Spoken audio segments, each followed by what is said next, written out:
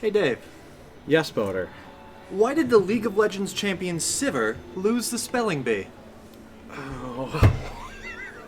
I don't know. Why did the League of Legends champion Sivir Lose the lose spelling the bee. spelling She bee? could only spell shield.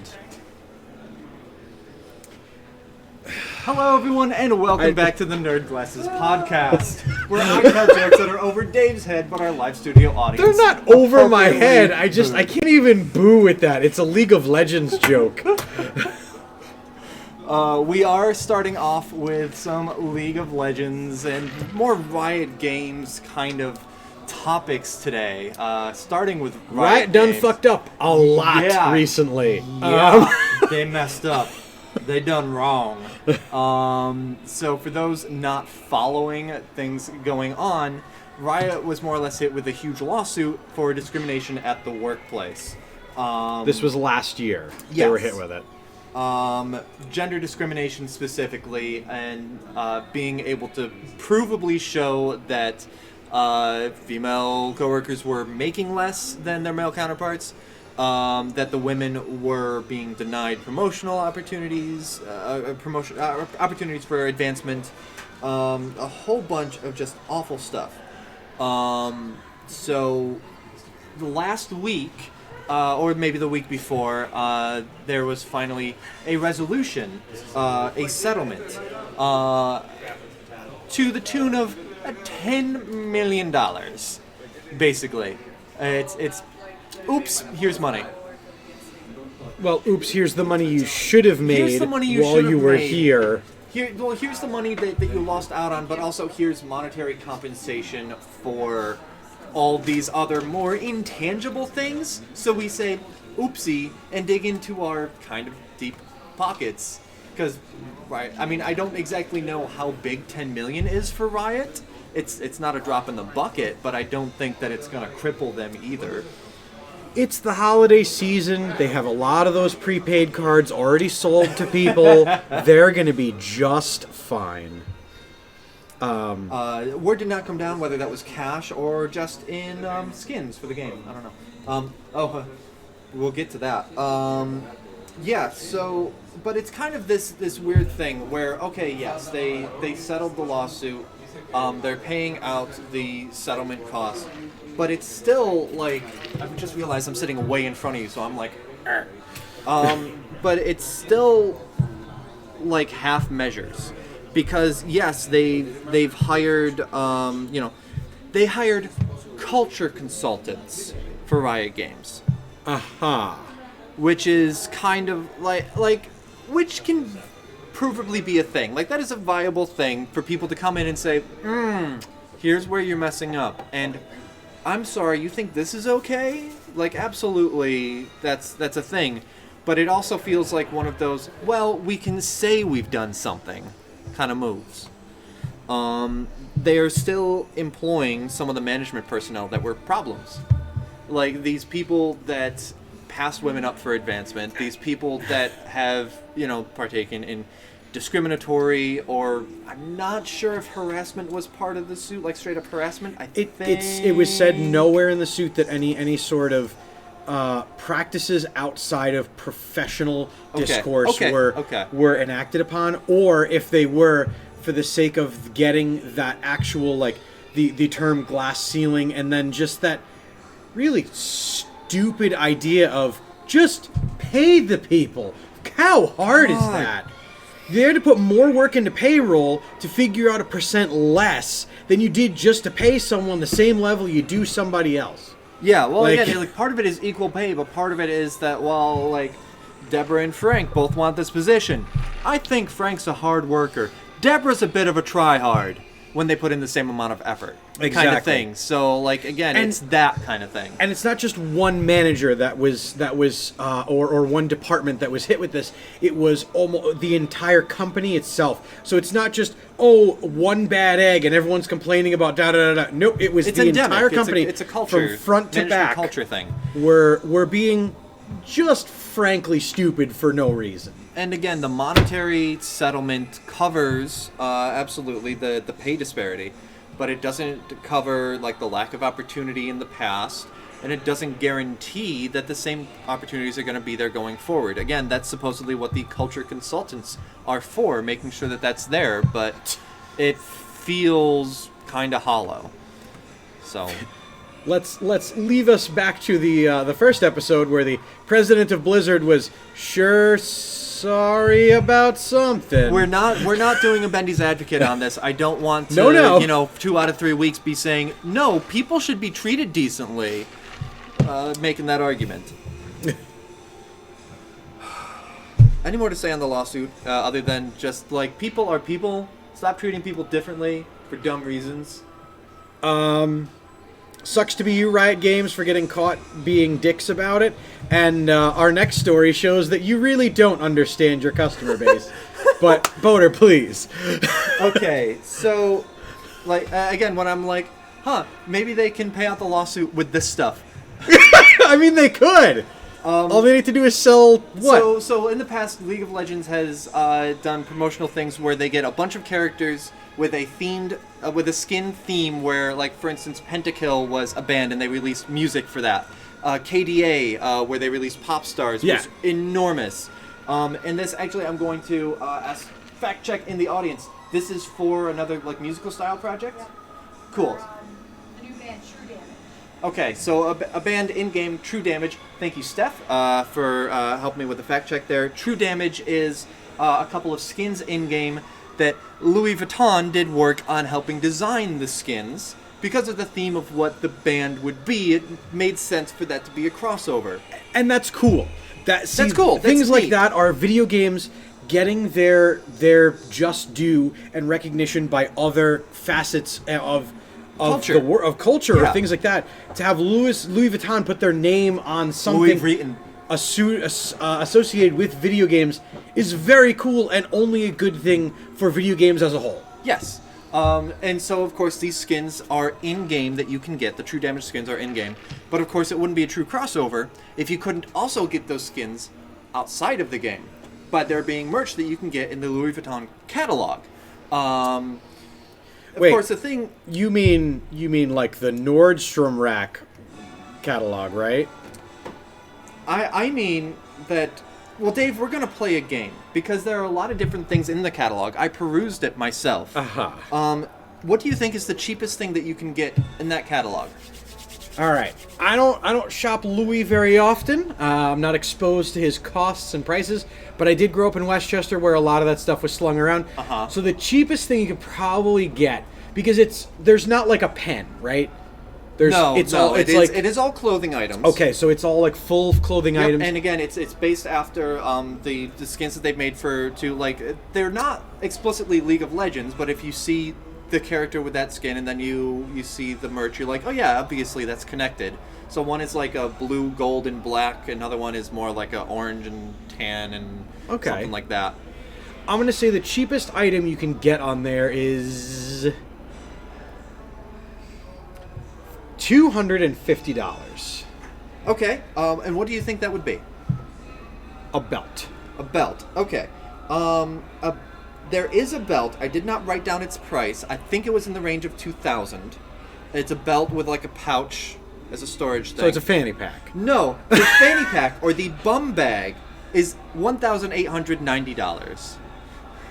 That's different from the belt that has a nice leather pouch. The bum bag. I want to see the bum bag. I'm gonna look this up. The up. cheapest item is a bandeau or like a hair tie for $170. The most expensive one is really what people are using for their headlines. I don't know if you saw this one. It is a biker jacket. How much do you think the biker jacket costs? That's Louis. That is the correct start of the syllable. Oh God.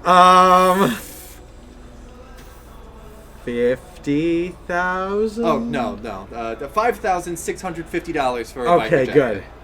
That's a nice ass jacket. I'm looking at it here. It's nice. It's not like. I'm gonna drop the link to this catalog for those of you watching at home. Well, it's kind of like the diamond industry would have you say that, like, 2 or 3 months' salary is what an engagement ring should be. So I'll get the biker jacket for them instead, because that's about, I don't even know. It's ridiculous. The only interesting What, thing are 2 to 3 months of salary for you is $5,000? Not for me. Well, I quit. Not Both for, of my Not jobs. for me. Jeez, I wish. That's a nice bum bag. The only thing that was interesting to me, I would look at and say, maybe at 1% of the price. A watch that is $3,050.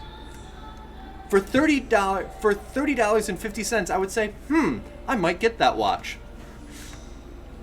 That's cool. Although, so what we're saying is that they'd really only have to sell, like, what?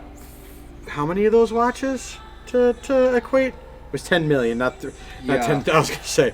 Oh, yeah. How many biker jackets would count for Riot's lawsuit payout? Numbers.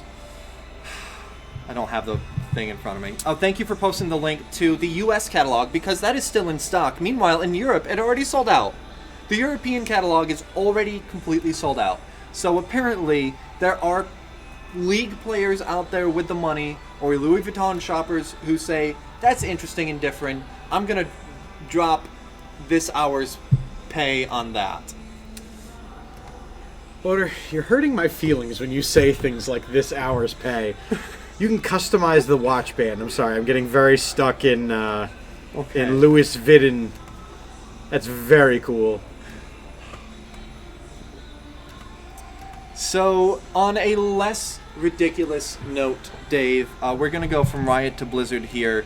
While the Louis Vuitton crossover is for the True Damage skins and for kind of an event that League is making for this year's World Championships, another event, and I'm going to let you take it away, that Blizzard is doing that would also have themes like that. Yes.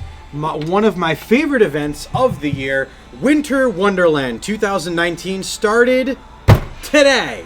And it was announced that it was starting yesterday. So I didn't get a lot of time to update my consoles, but... So yesterday they were like, surprise! Yes, and I kind of like that. They have added, so it's from December 10th to January 2nd. What does that entail, you might think? It rotates in 3 game modes. A game where you are playing as a six set brawl where 1 person is Winston and 5 people are Mei, and it's called Yeti Hunter. As you can imagine, knowing that Winston is the giant monkey character that he is, and then the Meis chase around the Winston and try to... And then there is a bunch of other Mei related content. Mei's Snowball Offensive, where it's a 6v6 team combat, where Mei's weapon is changed from, instead of like a spray of like freezing liquid, it's just a singular snowball, and you have to reload, and if you hit your opponent, they are dead. Yeah. A la actual snowball fights. Yeah, okay. And then they made this year Snowball Deathmatch, where 8-person free-for-all brawl. Players can store up to 3 lethal snowballs in Mei's blaster, giving them multiple chances in ice competition before having to reload, where you then have to find a pile of snow and reload the thing. Oh, that's cool. It's, again, like, it's so much fun because it will go, they go all out for the thing. They've also added these ways to keep this interesting, is that for the next 3 weeks, there is weekly challenges whereby winning 9 games during each particular week, you unlock a player icon, then a spray, then a character skin. Those 3 character skins are Soldier 76 wearing an ugly sweater,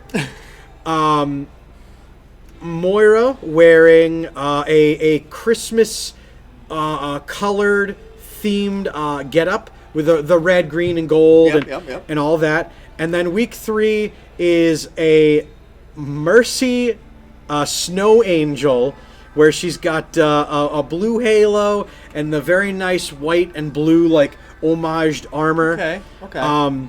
They also added a new skin for Doomfist, for McCree, for, of course, goodness gracious.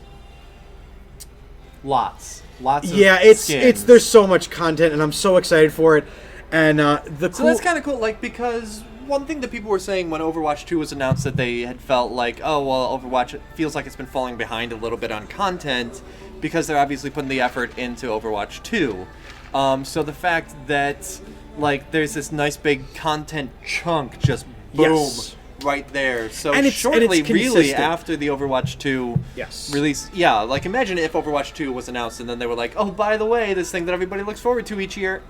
Yeah, so Yeah, no. I So- do like that Overwatch officially and Papa Jeff, the president of the Overwatch division in Blizzard, did acknowledge that they are going to cut the Archives event because that's usually a lot of storyline. Okay. And so they're probably going to do something with it, but it's not going to be a full event anymore. Okay.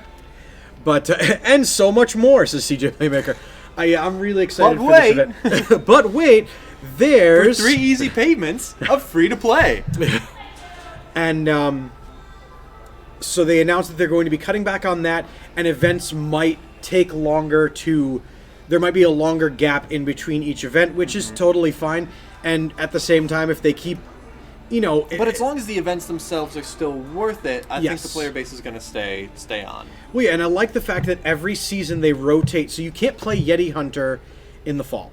Okay. You can't play the Snowball Offensive. The only time they rotate them around is during the Archives event when it's a catch-all of everybody's things. Okay. So it's a lot of fun. I'm very happy that Overwatch is continuing to carry on the effort, even though they already got my $150 worth of... No, wait, I didn't spend $60 on any of the games. $36, $90 in buying 3 copies of Overwatch. So yeah, the winter event, Winter Wonderland starts. You can catch myself randomly playing it here in the store when Dan's not looking, or when on Friday at DAM314, where myself, Steve, and Akai, because we're going to include Akai this time, making sure he gets the skins, because the last time we did this like push event to get this one Bastion skin, Akai plays Bastion a lot, and he was like, "Well, it would have been great to have this skin," and Steve and I were like, if we just texted him like an hour earlier, he would have had it. So Akai, you're in. Cool. Some other things, and actually, so there were a few more news roundups, but Overwatch Winter Event. Well, so far to recap, because mostly what we've done so far is news. Riot Games lawsuit. Well, yay that it's that for the settlement. Boo Riot Games, how dare you? Yes. Louis Vuitton. Wow. And Overwatch Winter Event gets a I'm paying attention. Yes. And from there, I don't know what you had next, so go just pick one. Pick one. Dave, All right. most of these are you. I'm Well- just along for the ride. This year, a lot of things are going to change starting in the fall. Namely, that the MLB Players Association, Sony as a whole, and San Diego Studios, Santa Monica Studios or San Diego Studios, who make the MLB The Show franchise, all got together, and I'm guessing that Sony once again, just purely speculation, came with an enormous check to say, just our game franchise, right? And I'm thinking everybody decided for the sake of the whole picture that you as Xbox owners, and you even potentially as Switch owners, will be playing MLB The Show in 2021. So if we had titles for our stories in the corner, this would be MLB The Share. Yes. Yeah, that's interesting though, because I think ever since its inception, MLB The Show was a PlayStation exclusive. Almost entirely, yes. Yeah, and this is opposed to, I don't think EA Sports ever did an MLB game. But I think They might have done the 2K original MLB games I for think- like the PlayStation. Oh yeah, but like 2K I think did have some MLB as well, right? So like MLB 2K11 or Yes. whatever. Yeah. So EA Sports MVP Baseball. There it is. So Thank you, CJ. for this to, so that's interesting that like, depending on what set the show apart from 2K's games, whether it's a release schedule or certain things with the mechanics, that for MLB to say, your money's no good here, or your exclusivity money's no good here. Yeah. Or just that Microsoft and Nintendo also showed up with checks. I think it was also that Sony sees the value in everyone being able to own it, but then I have a feeling that Sony's still going to get like that one extra thing, or buying it on Sony, you're going to get it like a week earlier. I could see there being exclusives for it on PS5 as well, because it's going to be a next generation game, right? We're talking MLB The Show 2021. It will almost that iteration.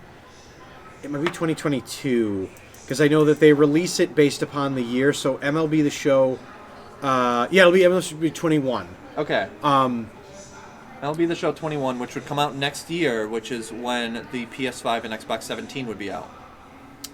Yes? Holiday season. So I'm not sure when the game usually releases. The game usually comes out right around the start of, like, mid-season, end of spring training. Okay. Actual baseball, so like October. September, October. So no, it would probably be a last hurrah then of PS4 and Xbox One. Or, I mean, in the case of knowing a new console's right around the corner, because they shouldn't, and as CJ noted, 2K Baseball pitching controls are literally like early Mario Party minigames. Okay. I think, and I personally, knowing that I saw some of the successes of the show this past year, and as CJ and Jeff saw some of the failures where there were some parts of that game that, like, one of the commentators, they would pan to her, and it was the most terrifying thing because she was so, like, badly put together things. So we would literally just scream the entire time she was on the screen because it was a monster. They would, like, and now let's go down to the field to the caged beast, and, like, because you're like, that's right, pal. Like, it was terrifying. Late March or on the 22nd, 28th. CJ correcting my misguided mathematics. Yeah. But I'm very excited to hear that because MLB The Show is a good game. It's a solid franchise. And if it's expanding out to these other consoles... I generally, when comparing different franchises of the video games, I always hear that the show is the superior one. Yes. And so that's PlayStation losing exclusivity, but also, do they have any sort of relationship with the developer? Yep. So even if they're not getting the exclusivity of it on their console, they're still getting the licensing money. I have a feeling that they're going, like... The other thing is... that's an interesting thing that we haven't really seen too much. The most that we've seen is that, like, Sonic has appeared in a bunch of Nintendo stuff, and occasionally, like, something Microsoft or Xbox might be in something Nintendo, but very rarely. And so getting that licensing money for a PlayStation game to be on other consoles, that's not something we've seen too much in a model, except when all of a sudden Sega says, well, a Dreamcast bombs so bad, I guess you can license Sonic from us in perpetuity. Nintendo. I like this idea. The other thing I'm very interested to see is, does Sony manage to get in-game... Because, like, on the ballpark itself, one of the banner ads will be PlayStation. Oh. So I'm very curious to see if you're playing on the Switch. On the Switch or an Xbox. There's an ad for a PlayStation. Like randomly somewhere, even on, like, a placard during the background of one coach. How much shade would that be for you to be playing it on Xbox and for just a tagline to come up, live in your world, play in ours? Right, that's PlayStation, right? I believe so. I'm pretty sure I got that right. That would be so good. And, like, changing the font of live in your world depending on which console it's on. I would be genuinely excited for this. I'm also excited at the idea that, cross playability and things like that, especially in a game where you don't... as long as you don't have customized... is legitimately a thing now. Yeah. And so people playing on PSN could play with people on Xbox Live, or I forget the name of Nintendo service off the top of my head. There's the Nintendo Network. Yeah. So, like, and again, with PlayStation being the developer and opening it up for people on their console to still play it with so many other people, I think could be really fun. Until you get to people complaining that, on the Switch, the reaction time's faster because you got the screen right here, and that's, a fraction of a millionth of a second light speed difference. Love Alec, thank you very much for the follow. I'm excited to see if we can play against each other and things like that. It'll be good for baseball. It'll be good for the baseball game. And to be honest, it'll be good because it means that Sony's splashing some cash somewhere else. Yeah. The other thing that I did see that they announced an official release date for a game that I'm indefinitely going to get and then drag out over the entire calendar year like I'm doing with Resident Evil 2. And that is the Resident Evil 3 remaster. Yes. They have announced that April 3rd, 2020, you will be able to put it into your systems and play it, and the scenes for it and things like that look great. The remaster, the cutscenes, the mechanics, if they borrow anything from RE2, it's going to be a game and a half to play.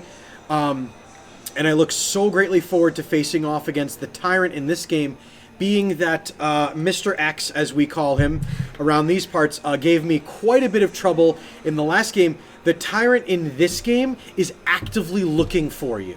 Like, his whole job, and the thing, he only says stars out loud, that's it. Because he's looking for the members of Raccoon City Stars to kill them. So that's it. Like, that's his whole reason for living is to kill them, and then unless there's something he seeks, just stop being.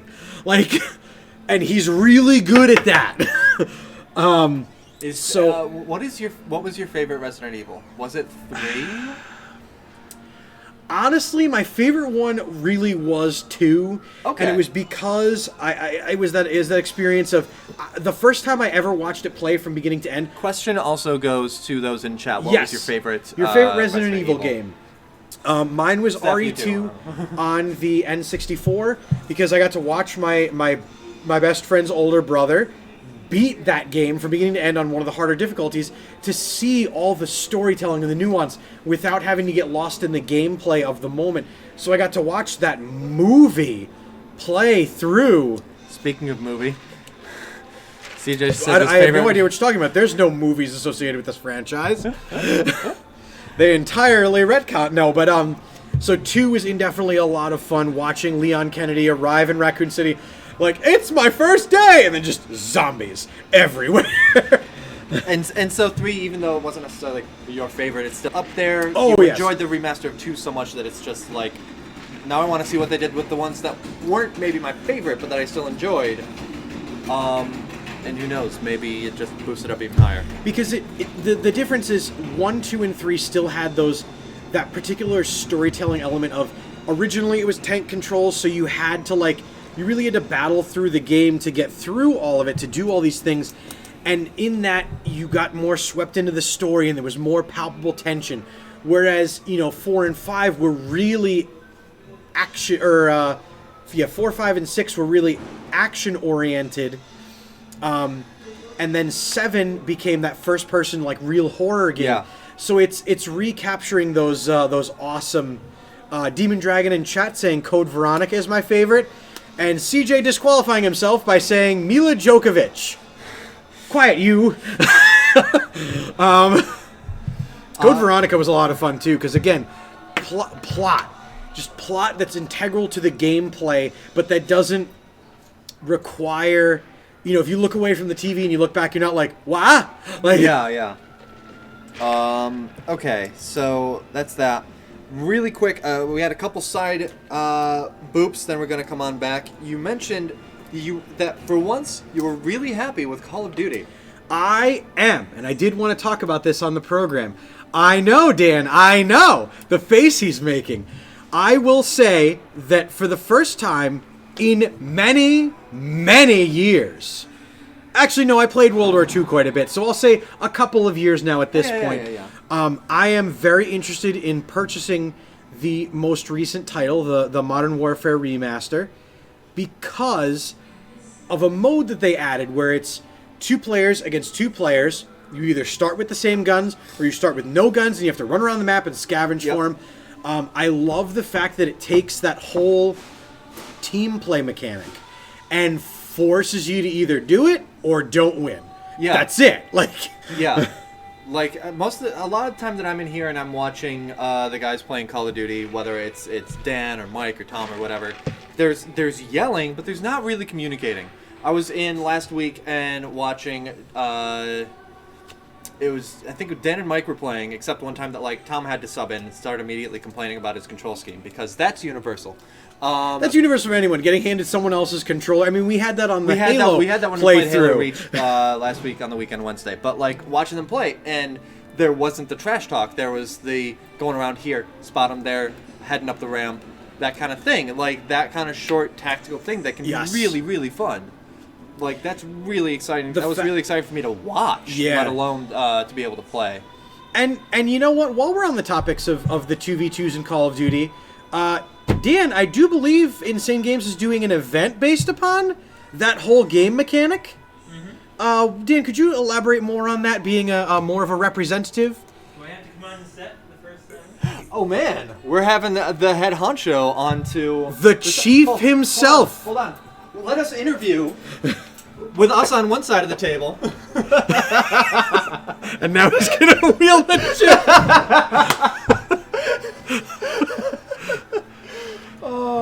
I really thought it would have taken us a lot more to get Dan on the program, but Dan. But there's a concession for Dave saying, "Hey, I'm interested in Call of Duty." So the 2v2s, do you like them? Or do Yes you and prefer? no. Or do you prefer? So of the game modes that are in the current Modern Warfare remaster, which one's your favorite? The game mode? Yeah. Team Deathmatch. Okay. I'm all about kills. Yeah. Let me break down my Call of Duty. I am all about getting kills in Call of Duty. Like, I am not for the search and destroy. I did search and destroy last night, and it was awful, boring. You die, then you're out. You got to wait 20 minutes. Not into that. When I play Call of Duty, I want to play. Yeah. Yeah. And the gunfight, it's an interesting mode. It's a very popular mode. Everyone's seen it. There's a lot of strategy involved. There's a lot of people like the team atmosphere and it's only two people. It makes it, they like that duo battling it out. So there's a lot of strategy involved in it, but Matches are quick too. Like I watch you guys it is, playing, it's and not even bad. if you do like die immediately, that means your teammate is dying well, because really fast. what I like about it, I believe, I don't know the exact time. I believe You there's only die a as a minute. team. There's only a minute and 30 seconds per round. Oh wow, okay. So I there's didn't no camping. I didn't even realize there was you a don't, time you don't, limit. yeah, on so it. you don't get time to camp. Yeah. So you maybe can camp like for the first 30 seconds and kind of then you got to get moving because then what happens is if the time limit goes down, you got to run to the flag and get the flag. Then you also kill the person too before they get to it. So, but no, we are doing a 2v2 gunfight tournament here December 28th, Saturday. It's a big event. Right now we're advertising it for $200. It's a $20 entry fee. And we're going to do it right out here in the food court. We're going to have Insane Games TV broadcasting it. We're going to be streaming it live. So we'll be doing a lot of analysis and breakdown and interviews and different stuff like that with all the teams that are registered. So we're going to try to get a whole channel involved in it. I know AC Weezy's going to be in it. Nice. Tom and Mike are going to be in it. Oh wow. Dave will be reporting on the sidelines. Teams to watch, by the way. Tom and Mike, quite good. And I haven't seen AC Weezy play any Call of Duty. But if that man plays anything like he does in Fortnite, again, no matter who he pairs with, someone to just watch out. See, Dave watch. is being nice. I think Tom and Mike are going to walk into a battle that they have no idea what they're walking into. I'm So you're gonna walk in, be like big man on campus, and then the people I'm gonna- show I up don't that have think been they playing are this. completely underestimating like 38 the hours amount a of- day. Yeah, there are people that play it nonstop. They're very much underestimating what it and Yeah, like when I've like seen I hope tournaments they here in do the well. past for anything. We always It's have- crazy the skill that Here's shows what up. I will say. I heard a little rumor being complained about that Tom on the Xbox One plays with and against people on PC while he's using a controller and still does not only just winning but quite favorably in matches that he doesn't win. So that whole fact proven that keyboard and mouse beats controller 100% of the time. If he's keeping up with people on keyboard and There's another little mouse, story behind that. Mm-hmm. Okay, is that Tom, Mike, and I play Call of Duty almost every night. Take a couple of nights off, but I'm never the party leader. Yep. Okay, Dave knows this. The frustrations with dealing with Mike and Tom on Xbox Live is that they're incognito. They don't have their profiles listed online. Yep. So you have to play this little game where you have to try to get into their party. And actually, we just got into a little argument today about it, not to get sidetracked. Okay, but I tried to get into their party last night, and I sent Mike 4 invites. 4 invites. Now, I can hear Tom playing in the room next door. So I know he's on his Xbox. I know Mike's at 4 invites in a row.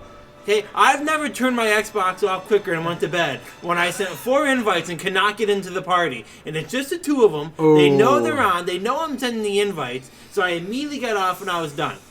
That's one thing. But to get back to what I was getting into is that I'm never the party leader, so it's always Mike or it's Tom. Yeah. Mike kind of understands what's going on and has all the right settings. Tom, on the other hand, has crossplay open. Yeah. So whenever we play with Tom, like when I get home, like here I do well. I get 20 something kills. I go home and I'm getting destroyed. Mm-hmm. Like I'm not even like I'm losing one-on-one battles. Yeah.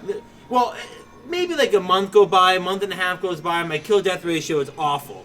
Well, then Mike points out that Tom has crossplay open. Yeah. Well, do you think I'm going to win a battle with a guy who's using a keyboard and a mouse, and I'm using a slower gun to begin with because I'm using the burst and they're using submachine guns? Yeah. And it's like, Tom's like, oh well, what it is. Are you kidding me? Now I know why my ratio's so bad. Like that's a big thing.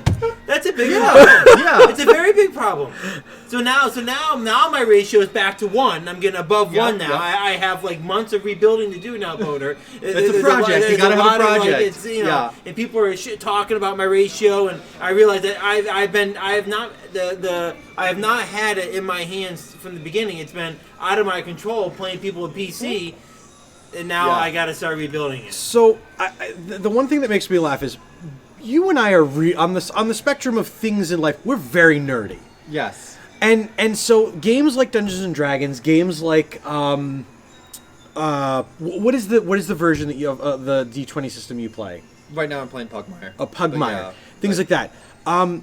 I don't know what you just said, and I don't know what you just said. I don't know what but the point is that on the same level of doing mathematics and like following systems and things like that, the other end of literal table we have here with both fantasy football, KD ratios, I don't know if you realize this, but you and Mike broke down the other day just how many wins you're gonna have to get your KD back to 1. And I sat there thinking, like, F me! I sit there for 10 minutes and I go like, my character misses.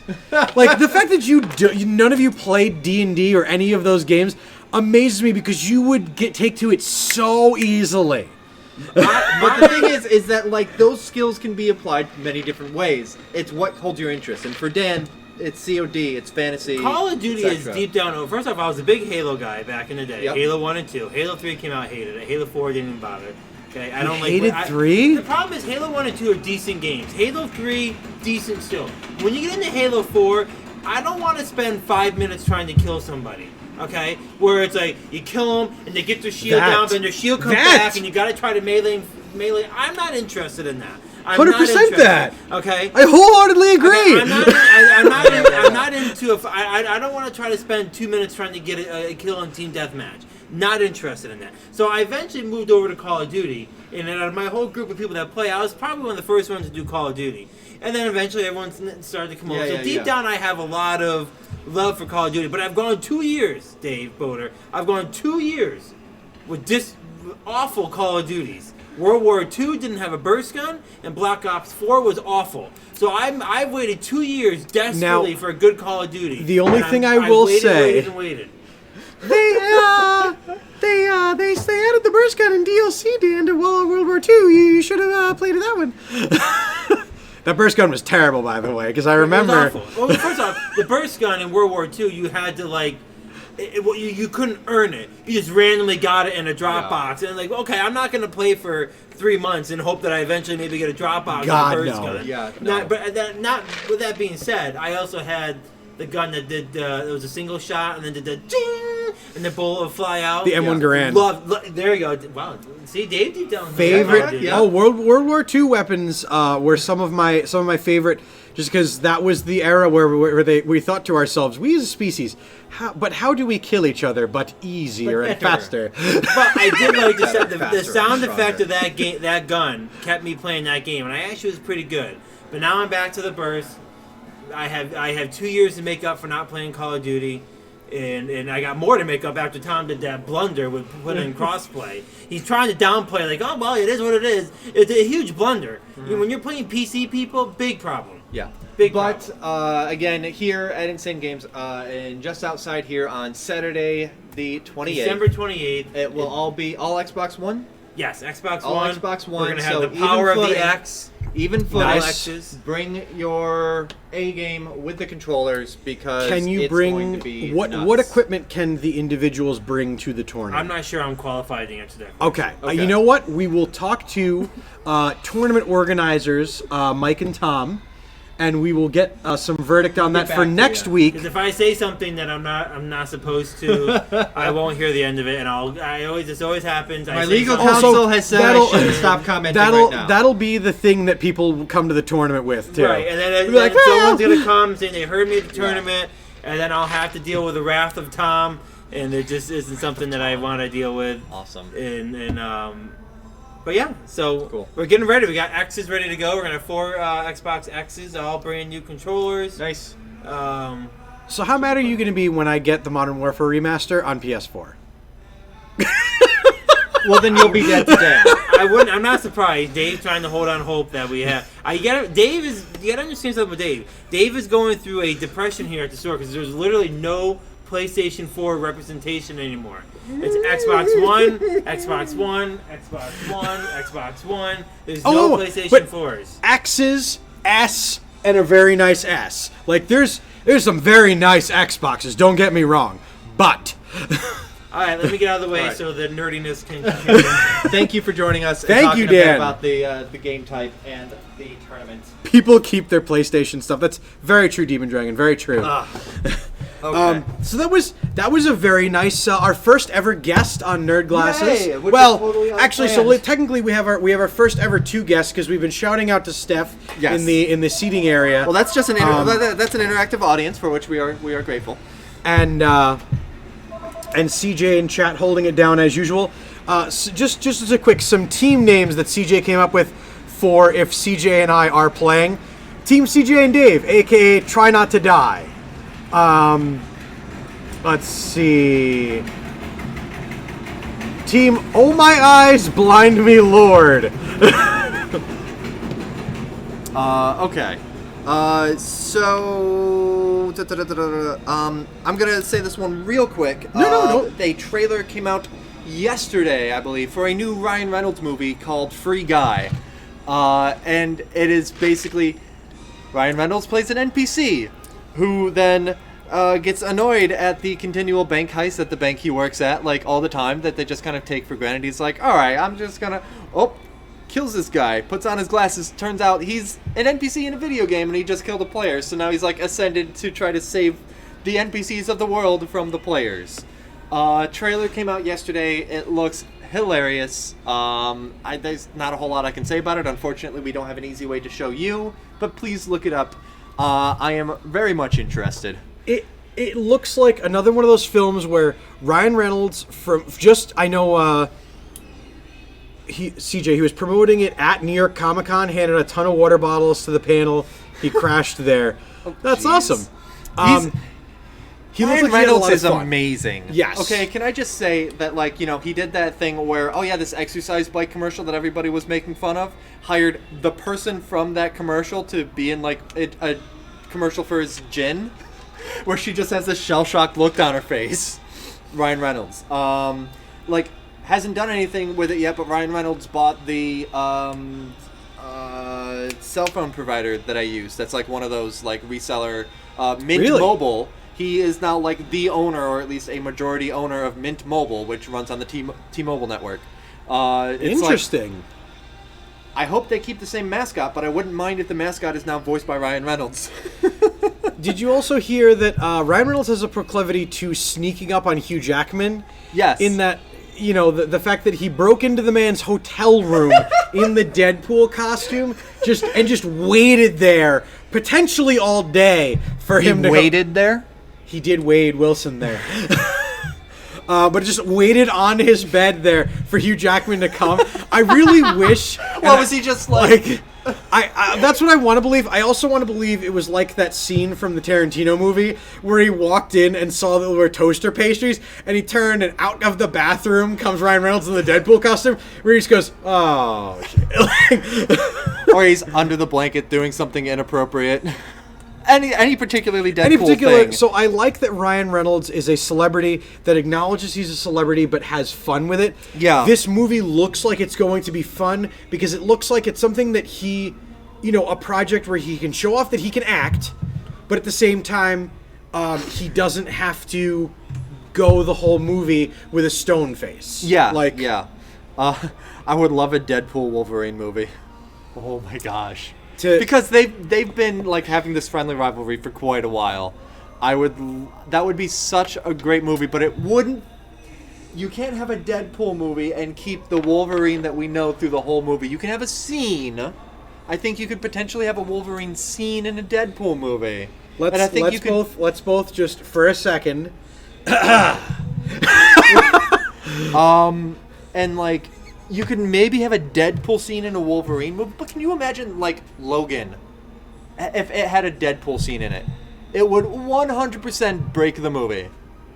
Which film was it? They should do what they did, honestly, with one of the X-Men X-Men First Class. Okay. Where they had the two actors go in, and they were like, "Sir," and he was like, "Go away," and they literally just walked out, and that was the entirety of his part in the movie. I definitely want to see him cameo in a Deadpool movie. I want to see Hugh Jackman cameo in a Deadpool movie, but that's where it should really end for that kind of thing. I agree. It wouldn't.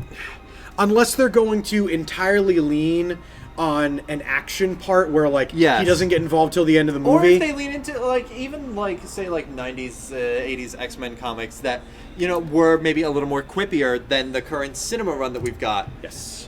Lean into that really hard. I could see that. Like, it couldn't really be connected to the canon. It could be connected to the Deadpool canon because that's very loosely connected to anything else X-Men. It's like, which one am I seeing? Patrick Stewart or I forget his name. But yeah. And you know what? I'll just say it out loud. Dan loves the X-Men movies. He collects all of them, and they're pretty bad. They're pretty bad. They're like the Hulk films. You want to watch all of them just to remember the parts that you enjoyed about them, but they're bad. They're bad movies. Okay. As a comic book, as coming from the fan of someone who collected the comic books, they're bad. Yes. You're bad written. Two more really quick, and we're gonna wrap up today. We've covered all like news type stuff, and now I finished playing Outer Worlds, which I mentioned playing last week. I got on and I played, and it turns out that I was maybe like 2 hours from the end. And I felt the game didn't quite stick the landing. Oh. So, like, I enjoyed it certainly all the way through, but it leans heavily into that Mass Effect kind of thing where you get your team together and you're doing side quests while you're doing the main quest. But at one point, the side quests dried up and the main quest just powered right through, which is fine, but maybe it's just because it had been, like, 3 weeks since I'd played, and then when I finally did, it was just, like, 2 hours left to go. But I felt a little underwhelmed. I finished it, and I finished it. There's a really good epilogue at the end where there's like a voiceover that is, here's what all your teammates are doing and the important NPCs. Here's what happened with them along the way. And it's affected by like how much you do their quests, how much you, like what you do with different things.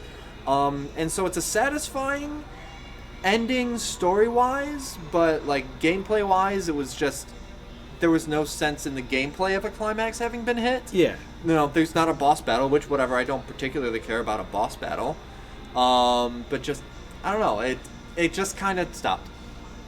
That being said, I did really enjoy the game. As I said before, the game itself had great,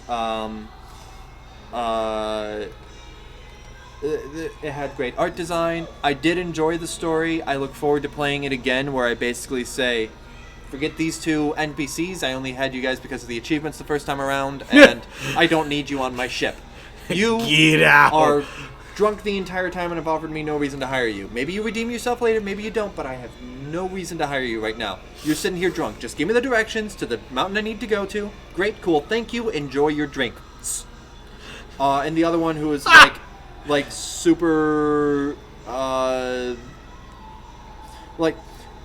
don't take this the wrong way. I'm going to say the term religious asshole, and I don't mean that as a judgment on anyone except this character, who is an asshole, who is a priest. And your beginning of your quest line with him, he is a complete jerk to not only you, but another party member that you bring along. And I was 100%, oh, you do not talk that way to Parvati. And the only reason I brought him in was for the achievement. Next time that I play, I'm going to say, you stay right here on this dust ball, and you are never getting that thing that you want. He ended up, his quest line, spoilers for Vicar Max's thing, his quest line is... I'll hold up my hand till the spoiler's finished. His quest line is, he wants this journal about the religious thing. And then you get the journal, and he's like, the fuck is this? I can't read French.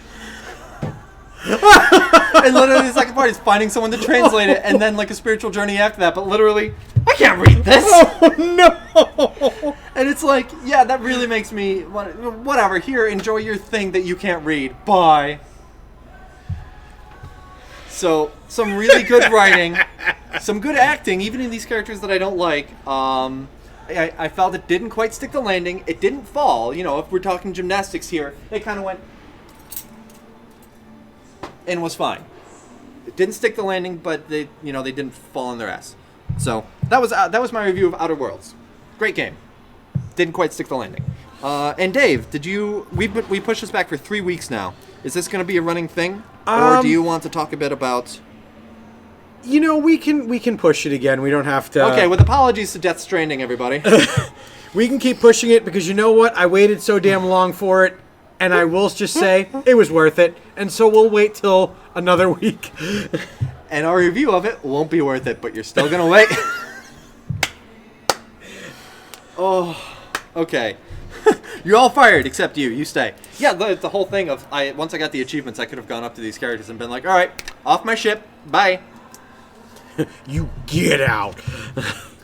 Wow. Okay, cool. So that has been the Nerd Glasses podcast for December 10th. Did you have anything else to add? Anything else to bring up? This has not yet been the Nerd Glasses podcast. The only other thing I did include on here was Holiday Shopping 2019. Oh yes.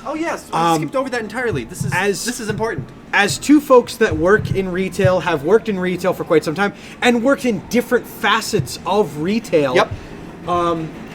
Just as a quick amuse-bouche at the end,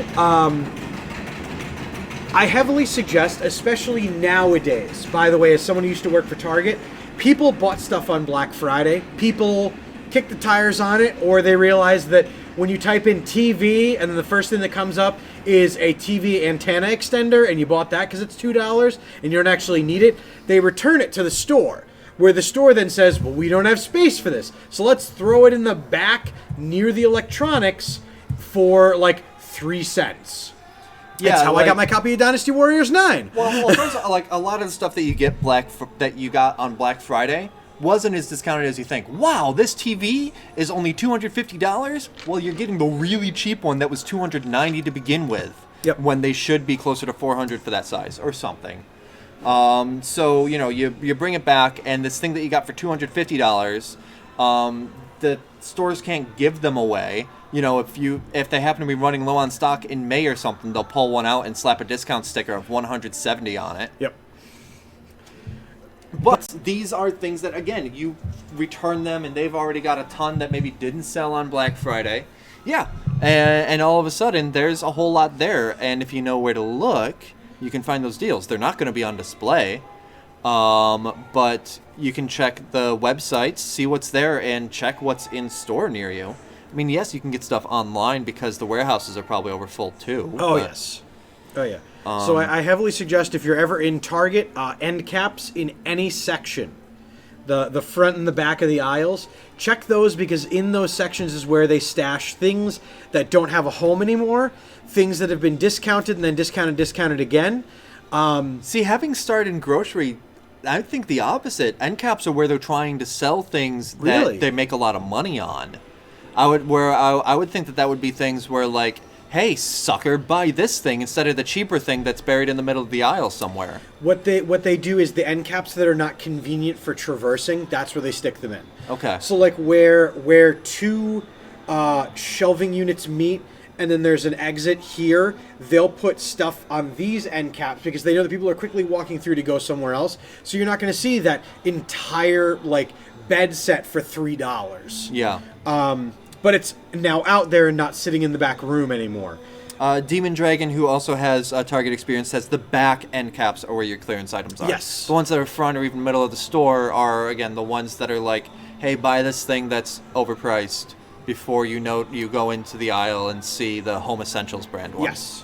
And by the way, the Target branding, the sale clearance things, they go, Steph, is it 20, 30, 50, 80? 20, 30, 50, 90. Yeah, 20, 30, 50, 90. If you see them priced at 80, that is your coin to toss to whether or not they're going to keep it in stores. Because usually once it gets down that low, they send it somewhere else. Okay. Or they just shop it out. So indefinitely, when you see a sale tag on something, wait till you see maybe a second one, maybe a third one if it's something they have a lot of. Because they'll just keep chopping that down every week, by the way. Small businesses around this time of year are indefinitely putting up displays with product that you may not see in the store before, but are priced at holiday pricings. Perfect example, here at Insane Games, we have gotten some really cool like statues and things like that we are selling for $20. And online they retail for around $50. So come get them. Because I want to be right, and we don't want them to make it all the way to Saratoga Comic-Con, where they will all sell out. Yes. Even if we put them back at 50. Which we won't. We won't. We won't. And we haven't. But we could. Just saying. Don't make us do it. And yeah, and certainly if you see something that is like a recommended, so like the store that I work at does staff picks. We're like, hey, these are the books that super helpful that we recommend, and any store worth their salt is going to get a ton more in of those. So you'll be able to find those, and probably like shortly after the holidays too. Like maybe the displays come down, but we still got a lot of those books. So your post-holiday shopping, you got a gift card to a place. See what their staff picks were, even if if you've done your shopping for everyone else. If you get a gift card or if you have something that you're returning, see if they still have a list of things that they recommend. Because even if the display isn't up anymore, there's probably still a lot of those hanging around. Hell yeah. And the final tip for shopping, as with every year, don't be a jerk. We're humans too. The people on the other side of the counter are human, and at the end of the day, we go home. We still have our lives. David, on that sheet there, is my a name person. is on a tag, not for my sake, but for yours. Yeah, so that when they got to talk to your manager, they know who to complain about. It says Dan on here. You're going to complain to Mike about Dan. Dan was so mean. I love the idea of complaining to Mike about Dan. Hi, Dan. How are you? Yes. It's a rough time of year. There's a lot of stuff going on. We try our best. The season can be generally lovely, but we are people too, and it sometimes brings out the worst in shoppers. Please don't be one of those people that adds to that. And if you are super nice and happy during the holiday season, you make our day a little bit brighter, and we love you for it. And sometimes you get free stuff. I'm just saying, a lot of stores are more likely to say, oh, you were really pleasant. By the way, this thing you're buying is on sale if you get this. Mm-hmm. But if you're being a dick about it, we're going to be like, yep, you buy this. To the extent that any employee is allowed to fudge things for you, they're much more likely to do so when you're friendly. Oh, yes. This goes year-round, but especially in a season where people are a lot more wrapped up in what they're doing. If you go out of your way to, be that little ray of sunshine, people will go as far as they can within the bounds of their workplace for you. Yes. So, now I think that has been the Nerd Glasses podcast. Oh, yes. We've covered a lot today, from the Riot Games lawsuit to the League of Legends Louis Vuitton crossover. Again, look at that bum bag for $1,890. The Overwatch Winter event. MLB The Share coming to PS5, Xbox 17, possibly Nintendo Switch. Talking about the Call of Duty tournament coming up, the gunfight mode in general. Talked about the Ryan Reynolds movie Free Guy. I finished playing Outer Worlds, and we talked about your holiday shopping practices in 2019, and to keep in mind, because there's only 2 weeks, not even 2 weeks now, so keep some of this in mind for Next year. I have so much shopping to do. It isn't even funny. I'm done. I've been done for weeks. Except for Steph. I don't know what I'm getting her. Nice things is Nice my things. suggestion to you. How about a nice Louis Vuitton bum bag? Thanks for watching, everybody. We hope you enjoyed. Bye.